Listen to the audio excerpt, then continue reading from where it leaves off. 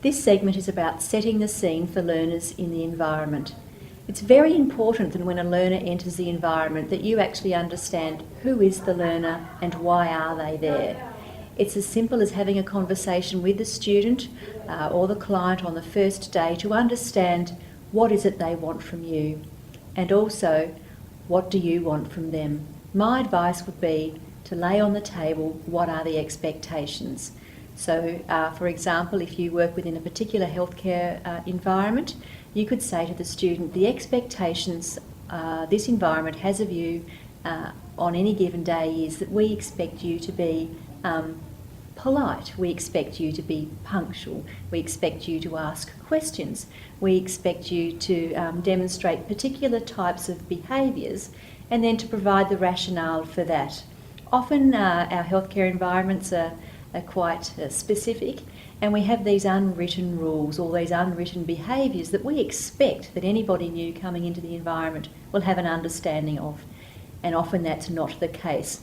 So please be very specific and very honest about what do you really want from the learner in this environment. And then in return, you can have a conversation with the student or the learner about what do they want from you.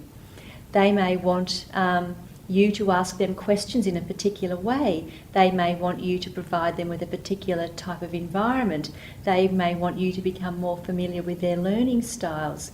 So again, laying on the table or putting it out there, what are your expectations, what are the expectations of learners, will make it much easier for you to flow into following learning and teaching conversations.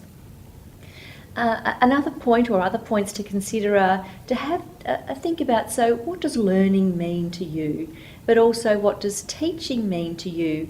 Often these learners turn up into the workplace and we're expected or automatically engage in these learning and teaching behaviours without really having an understanding of what it is that's going on.